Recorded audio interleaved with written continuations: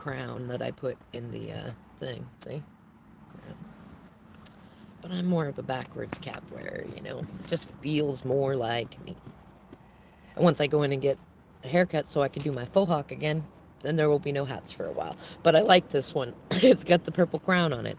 And you know, the most interesting thing is I picked it because I liked the purple crown. Royal purple is one of my favorite colors. And I have had more people, even like, say, when I'm walking to the grocery store to get groceries for me and my kiddo in the hotel room, like, they're like, I love that hat. Where did you get it? And like, I have to stop and think about what gas station did I get it at? Like, I don't usually spend money on stuff like that. Well, I used to. I used to spend a lot of money on hats. I had a lot of hats because I love hats. Like, even if I don't wear hats, I love hats. But I used to spend a lot of money on them. And that was when they were like $5, you know what I mean? And now they're more like 10 or 14 or 20. And so I typically don't. This one was actually $5, you know? In any case, I have decided that I, at least right at this moment, want to start doing a daily message. It's actually Divine Maverick who reminded me that I, like, last year I had started trying to do like a morning coffee reading, and she's doing the morning Joe. I love that. I don't need to touch that, but I was like, it was like re-inspired by myself kind of thing. Um, but I don't want to do what I was doing. You know what I mean? Like, it's an up level. It's something different. It's something the same and yet different. And the message that's been coming to me, I got some leads on jobs. For those of you that are just catching up to things, my oldest son and I are currently homeless. We're being supported by some community and by those of you donating to be able to stay in a hotel, which is mostly important because not only is my 16-year-old mildly autistic, but we have his emotional support bird, a cockatiel, Squeak, with us, and he would not survive being in the car. We have all the stuff in the state that normally would help. They're saying that they cannot put us in housing or even get us on waiting lists until we have been in a car for at least a day, but looking at 2 weeks, because we've got almost everybody flooding up here from survivors from Hurricane Ida and tornadoes, and then there was flooding up north, like in Washington State too. So they're strapped, like they're strapped, and shelters are pretty much full, and like, yeah, it's an interesting situation. But I've got leads on a couple of jobs that I can do with my osteoarthritis through some friends. I'm like really, really grateful for that. And I am looking for leads on a 1-bedroom apartment, a mother-in-law, something. My 16-year-old needs his own room, sensory issues and things like that. And my youngest son, Joey, is currently with their dad, my DM, who is trapped in a situation that was worse than what we were in. And I don't know that he's going to get the courage up to be able to get himself out of it, but I'm maintaining the faith in that. If nothing else, though, I'm just going with what's in front of me, which is like I want to be able to have a place where my youngest son, like when we're dealing with custody, whether I don't know whether we're going to be in court or not. They keep saying that, but so far that's just been a delay tactic on his karmic's end, so I don't frickin' know. But at some point, custody will be figured out, and I want to at least have him for weekends or something like that, some sort of thing that doesn't take away from my DM's days off, because despite his immature behavior, he is good with our youngest son. But I mean, like, you know, a 1-bedroom is doable as long as I have my car or something. I'm pretty good with very little. I want to be able to have a kitchen. My oldest son likes to cook, bathroom space, things like that. Looking at like mother-in-law situations, even tiny houses, like, you know, if there is some sort of house available. Problem is cost of living is right, and trying to find work that pays enough without like taking me out osteoarthritis wise is a little bit of challenge, but I think I've got it going on between that and DoorDash that I can do a reasonable amount. Now, I say all that to say today's message, which is what I'm going to start going with. I was doing the divine nuggets. I might do those again, but this is separate. Today's message is believe in yourself. And actually, the way I heard it for my guides, because my guides are funny, it was like, believe in your motherfucking self. like, what are you doing? You know, I had some moments yesterday where it was like the complications of stuff with my DM, which is my boys' dad, and stuff like that, which is a lot of it is entirely unreasonable. Even with me speaking truth and doing stuff like that, like really, that didn't even get us close to even to the level of what the pirates have done to me, to people that I care about, the situations they've set up our kids in. It's really not even even. It's fairly close. Now, I'm not looking to make it even, Steven. I don't sit in eye for an eye territory. I think that win lose sort of scenarios are where everybody loses. I think right wrong stuff, everybody's wrong when you're trying to do right wrong. Though, like, that stuff is still there.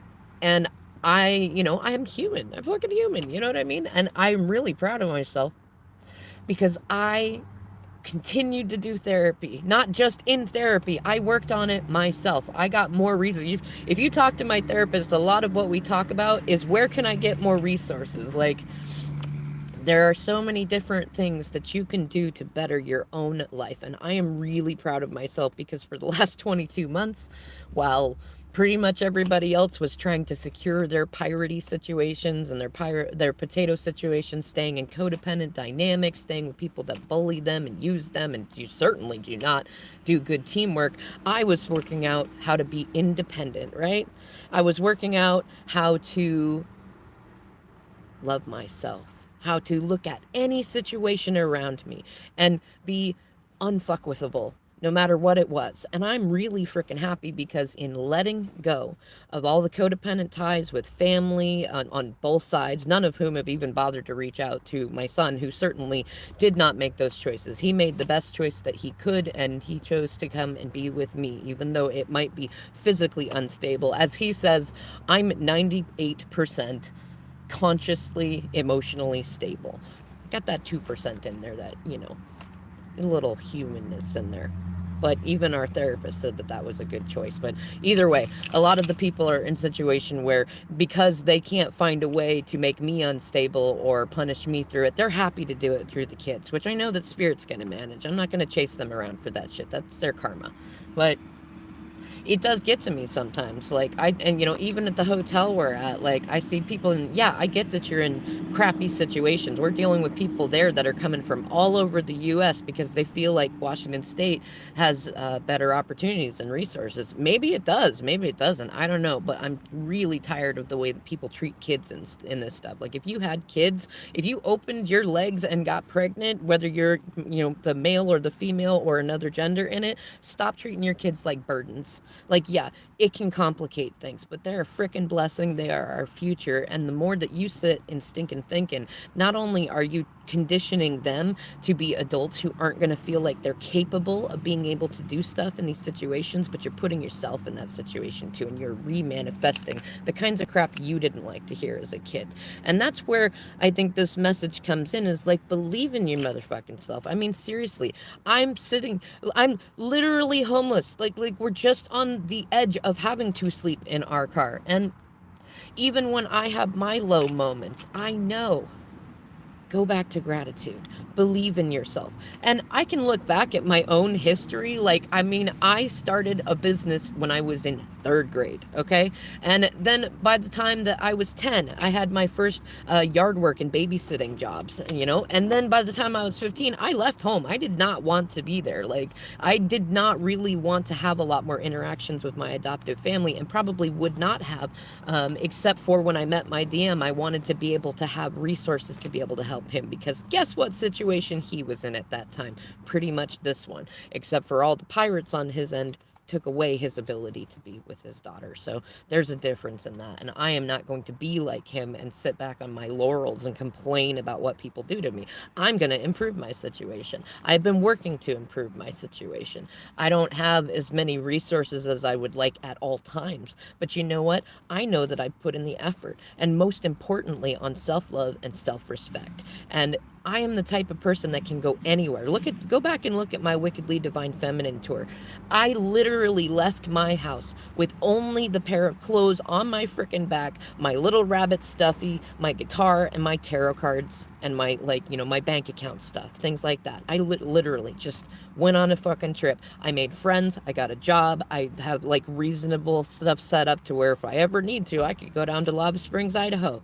and be set up pretty much because of a good reputation like that. I've got people that are helping me in different areas because I'm a kind person, and I've never gone out of my way to help someone just to have like a transactional relationship. I have more and more people that are reaching out saying, you know what, you've always been honest with me. You've always struck me as an honest person. You've always been kind. I remember when you helped me this way or that way, things like that.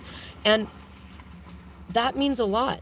You know what I mean? This is why in a lot of the videos I encourage, especially those in twin flame dynamics, like you gotta stop being so freaking focused on 3D stuff, whether or not your twin is with you or thinking about you or doing whatever. They are learning what the fuck they need to learn, you know, and union will come in when it's divinely timed. You got work to do. And if you're sitting around going, I don't need to socialize or I gotta worry about what my family thinks or stuff like that, you're not gonna get ahead.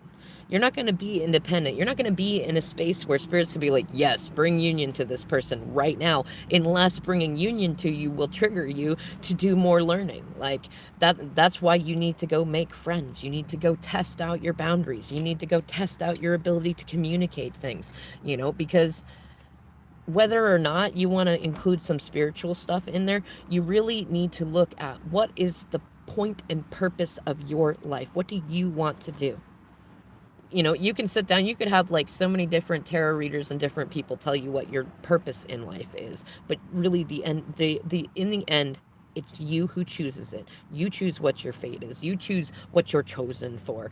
And if you're not even in a place where you feel like you can believe in yourself to go walk into a community hall, a recreation center, a boys and girls club, a karaoke bar, a disc golf game, or like whatever thing. If you don't feel like you can walk into any job pretty much, if you don't feel like you could go and work your way up from the bottom, if you don't feel like you could go talk to people and get a place to rent, or that you could reach out, you could volunteer, you could make new friends anywhere, then you're not in a level where you're going to believe in yourself enough or believe you are deserving enough of having union in a respectful, healthy, harmonious way. You see what I mean? Like, these are why these messages keep coming out. Like, go explore other dynamics. A lot of times when readers even come in and say, oh, like a soulmate is coming in, and, you know, people will sit there and be like, oh, some are like, yay, because they feel like they're lonely and stuff like that. Others are like, oh, I don't know because I want to do twin flamey stuff. If you're still only focused on relationship stuff, you're not ready for a relationship, really. Like, you should be able to look at whether it's your twin flame or somebody else, that you are comfortable and happy in your life as it is, and that, you know, sure, you want to call in someone to share that stuff with, by all means. But if you are dependent on creating that business, starting your YouTube channel, reaching out to me for a reading, socializing, doing things like that, you're not ready for a union of any kind at this point because you're still dependent on it. You got to believe in yourself. And this includes, you know, I know a lot of you that I've talked to, especially before things, the tables started flipping around on my end, that were constantly telling me about, oh, I can't be honest about my beliefs in the twin flame stuff. I can't start my tarot business or my Reiki business or my painting business or sell my art or do these things because my family won't like it. My family is this kind of religion or this kind of culture or from this place, and they just won't understand. The friends that I have won't understand. If I do it, I might lose my job. Well, guess what? If you don't believe that you could go through all that stuff and come out on top, put this journey down for a while, because that's what you got to work on. That's what the twin flame journey is really about. It's not about getting into union and having some happily ever after relationship. Like, yeah, that will come when it's time for happily ever after. I feel like I know people that are younger than me. I'm 35, and I know like 19 and 20-year-olds who want a happily ever after relationship right now. Wait until you're like 70, okay? Then start worrying about happily ever after. For right now, what are you doing to live your life? What do you really want to be doing? And you know what? Tell me something. If you don't feel like your family would support you as who you are, why are you placating them? Why are you sitting with them? You know, if you're the type of person who likes to be snarky or overly optimistic, or even if you are a cynical person, like whatever thing, like if your family does not like who you are, you're putting in a lot of wasted effort trying to wear masks to be who you think they want you to be, when the truth is they are choosing to be bitter and unhappy and demanding about what they expect to go on. And they're never going to believe in you until you believe in you. The same thing with people at your work, same people with people in your community, same thing with people that you might sell your art to or do tarot readings for or astrology or anything like that. If you don't believe in you, they're not going to believe in you. That's why today's message is exactly that 15:15 on the clock. Believe in yourself. Believe in yourself. What what do you got to lose? You know, like a lot of you I know that are watching this are in similar timelines as me. You know, you're worried about maintaining relationships with people that they can barely see in front of their own noses. You know what I mean? And you don't need to get into a space like don't go to the Isle of the Broken. Don't be in the seas with the pirates. You know, come to wholesome land and look at it as people are on their own timing and their own journey. And just like you want respect and appreciation for the ways that you choose to heal and become whole and do your thing, give them that same stuff. Not only because it is more benevolent and kind to everyone else, but then you get back what you put out. When you stop looking at your twin, your family, your friends, your community, yourself as broken or needing fixing or lacking something, as soon as you start realizing nothing missing, nothing lacking, then you get that as above, so below stuff. Then you start to access the stuff from your vortex, as Esther Hicks, access the power of now, as Eckhart Tolle talks about. Then you start to be able to feel kind of that yogic practice that Sadhguru talks about. There are so many more things in this life that you can focus on than just your interactions with your parents or your in laws or your twin or whoever. Like, believe in yourself.